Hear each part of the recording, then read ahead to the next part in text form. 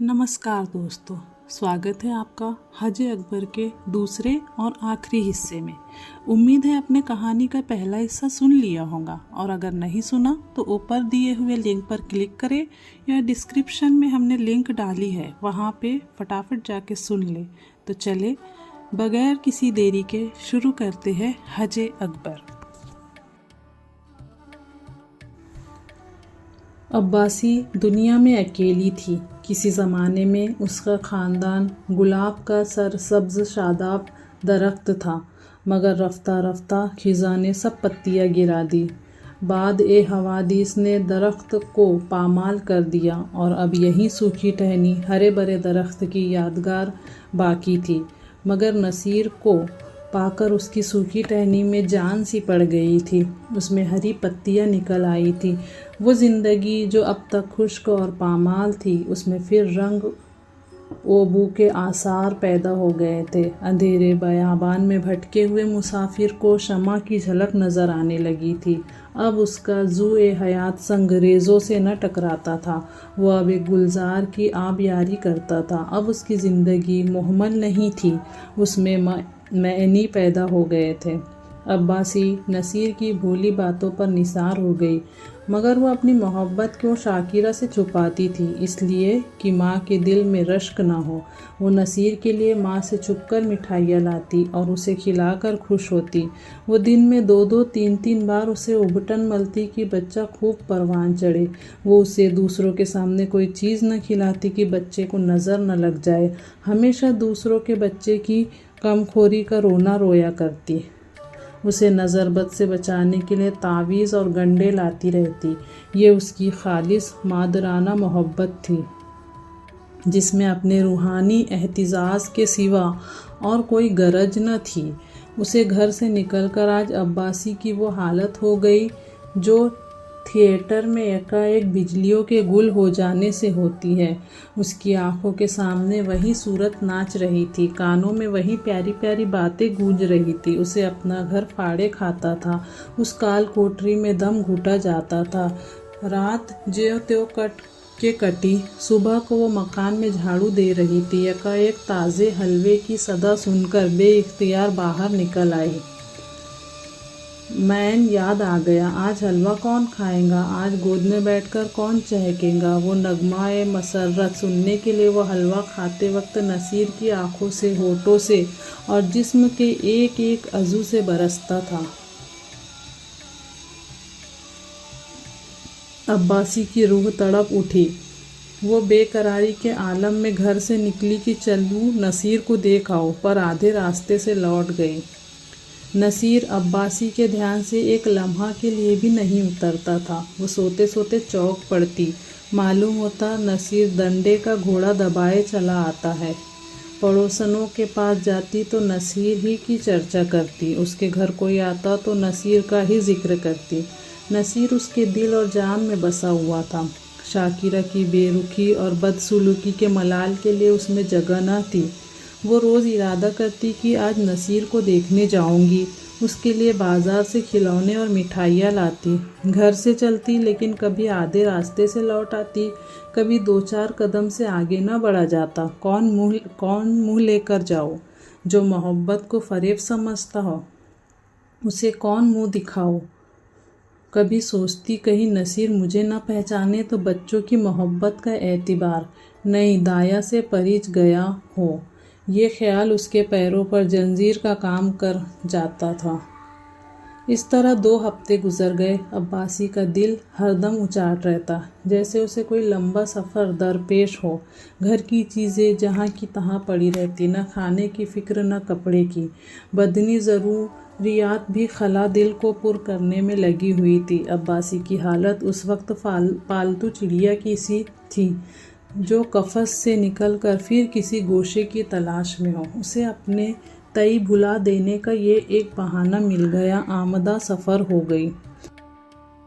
आसमान पर काली घटाएं छाई हुई थी और हल्की हल्की फुहारें पड़ रही थी। دلی اسٹیشن پر زائرین کا ہجوم تھا۔ کچھ گاڑیوں میں بیٹھے تھے، کچھ اپنے گھروں سے رخصت ہو رہے تھے۔ چاروں طرف ایک کوہرام سا مچا ہوا تھا۔ دنیا اس وقت بھی جانے والوں کے دامن پکڑے ہوئی تھی۔ کوئی بیوی سے تاکید کر رہا تھا، دھان کٹ جائے تو تالاب والے کھیت میں مٹر بو دینا اور باغ کے پاس گیہوں۔ کوئی اپنے جوان لڑکے کو سمجھا رہا تھا، اسامیوں پر بقایا لگان کی نالش کرنے میں دیر نہ کرنا اور 2 روپے سینکڑا سود ضرور مجرا کر لینا۔ ایک بوڑھے تاجر صاحب اپنے منیم سے کہہ رہے تھے، مال آنے میں دیر ہو تو خود چلے جائیے گا اور چلتو مال لیجیے گا ورنہ روپیہ پھنس جائے گا۔ مگر کھال کھال ایسی صورتیں بھی نظر آتی تھیں جن پر مذہبی ارادات کا جلوہ تھا۔ وہ یا تو خاموشی سے آسمان کی طرف تاکتی تھی یا محض تسبیح خوانی تھی۔ عباسی بھی ایک گاڑی میں بیٹھی سوچ رہی تھی، ان بھلے آدمیوں کو اب بھی دنیا کی فکر نہیں چھوڑتی۔ وہیں خرید و فروخت، لین دین کے چرچے۔ نصیر اس وقت یہاں ہوتا تو بہت روتا، میری گودی سے کسی طرح نہ اترتا۔ لوٹ کر ضرور اسے دیکھنے جاؤں گی۔ یا اللہ، کسی طرح گاڑی چلے، گرمی کے مارے کلیجہ بھونا جاتا ہے۔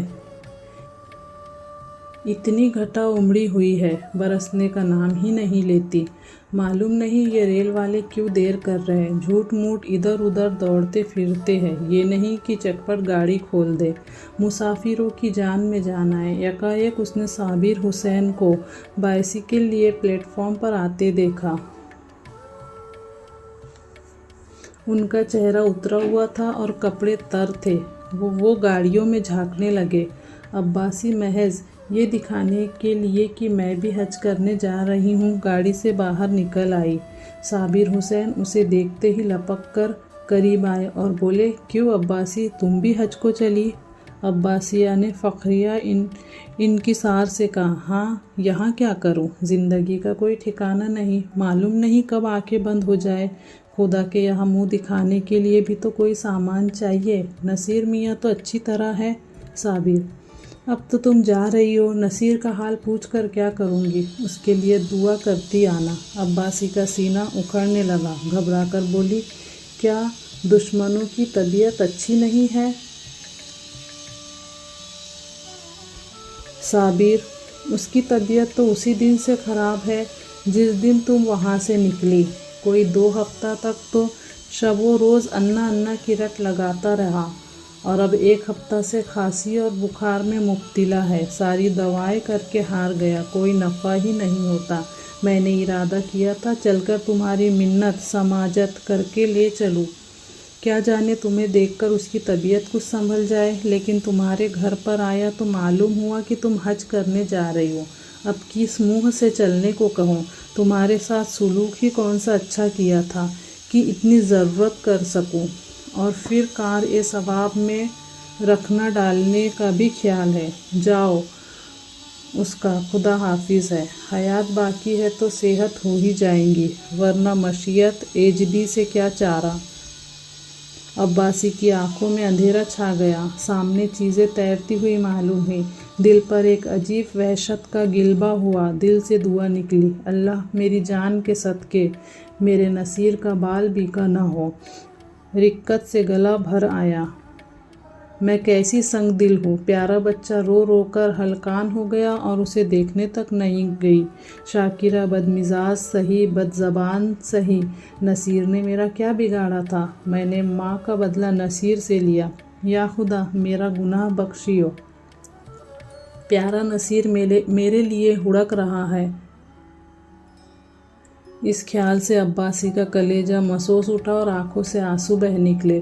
مجھے کیا معلوم تھا کہ اسے مجھ سے اتنی محبت ہے، ورنہ شاکرہ کی جوتیاں کھاتی اور گھر سے قدم نہ نکالتی۔ آہ، نہ معلوم بیچاری کی کیا حالت ہے۔ انداز وحشت میں بولی، دودھ تو پیتے ہیں نا صابر، تم دودھ پینے کو کہتی ہو، اس نے 2 دن سے آنکھ تو کھولی نہیں۔ عباسی، یا میرے اللہ، ارے او کولی بیٹا، آ کے میرا اسباب گاڑی سے اتار دے، اب مجھے حج وج کی نہیں سوچتی۔ ہاں بیٹا جلدی کر، میاں دیکھیے کوئی یکا ہو تو ٹھیک کر لیجیے۔ یکا روانہ ہوا، سامنے سڑک पर कई बग्गियां खड़ी थी। घोड़ा आहिस्ता आहिस्ता चल रहा था। अब्बासी बार बार झुंझलाती थी और यक्काबान से कहती थी, बेटा जल्दी कर, मैं तुझे कुछ ज़्यादा दे दूंगी। रास्ते में मुसाफिरों की भीड़ देखकर उसे गुस्सा आता था। उसका जी चाहता था घोड़े के पर लग जाते। लेकिन जब साबिर हुसैन का मकान करीब आ गया तो अब्बासी का सीना ज़ोर से उछलने लगा। बार बार दिल से दुआ निकलने लगी, खुदा करे सब खैर व आफियत हो। यक्का साबिर हुसैन की गली में दाखिल हुआ। दफअन अब्बासी के रोने की आवाज़ आई। उसका कलेजा मुंह को आ गया, सर तेवरा गया। मालूम हुआ दरिया में डूबी जाती हो। जी चाहा यक्का से कूद पड़ूं, मगर जरा देर में मालूम हुआ कि औरत मैके से विदा हो रही है। तस्कीन हुई। आखिर साबिर हुसैन का मकान आ पहुंचा। अब्बासी ने डरते डरते दरवाजे की तरफ ताका, जैसे कोई घर से भागा हुआ यतीम लड़का शाम को भूखा प्यासा घर आए, और दरवाजे की तरफ सहमी हुई निगाह से देखे कि कोई बैठा तो नहीं है। दरवाजे पर सन्नाटा छाया हुआ था। बावर्ची बैठा हुक्का पी रहा था। अब्बासी को जरा ढारस हुई। घर में दाखिल हुई तो देखा कि नई दाया बैठी पोल्टिस पका रही है। कलेजा मजबूत हुआ। शाकिरा के कमरे में गई तो उसका दिल गर्मा की दोपहरी धूप की तरह काँप रहा था। शाकिरा नसीर को गोद में लिए दरवाजे की तरफ टकटकी लगाए ताक रही थी, गम और आस की जिंदा तस्वीर। अब्बासी ने शाकिरा से कुछ नहीं पूछा। नसीर को उसकी गोद से ले लिया और उसके मुंह की तरफ चश्म ए पुरनब से देखकर कहा, बेटा नसीर, आंखें खोलो। नसीर ने आंखें खोली। एक लम्हा तक दाया को खामोश देखता रहा। तब यकायक दाया के गले से लिपट गया और बोला, अन्ना आई, अन्ना आई। नसीर का जर्द मुरझाया हुआ चेहरा रोशन हो गया, जैसे बुझते हुए चिराग में तेल जाए। ऐसा मालूम हुआ गोया वो बहुत बढ़ गया हो। एक हफ्ता गुजर गया। सुबह का वक्त था। नसीर आंगन में खेल रहा था। साबिर हुसैन ने आकर उसे गोद में उठा लिया और प्यार से बोले, तुम्हारी अन्ना को मार कर भगा दे। नसीर ने मुंह बनाकर कहा, नहीं, रोएंगी। अब्बासी बोले, क्यों बेटा, मुझे तो तूने काबा शरीफ न जाने दिया। मेरे हज का सवाब कौन देगा? साबिर हुसैन ने मुस्कुराकर कहा, तुम्हें इससे कहीं ज़्यादा सवाब हो गया। इस हज का नाम हज अकबर है। उम्मीद है आपको ये कहानी पसंद आई होगी। क्या दाया का फैसला सही था या उसे हज पर जाना चाहिए था? क्या बगैर हज किए उसका हज कबूल हुआ? आपकी राय हमें कमेंट बॉक्स में बताइए। और कहानी अच्छी लगी हो तो कहानियों की महफिल को सब्सक्राइब करें और अपने कहानी सुनने वाले दोस्तों के साथ शेयर करें, ताकि हमें और वीडियो बनाने का मोटिवेशन मिलता रहे। मिलते हैं अगली कहानी में। तब तक कहानियों की महफिल से जुड़े रहें।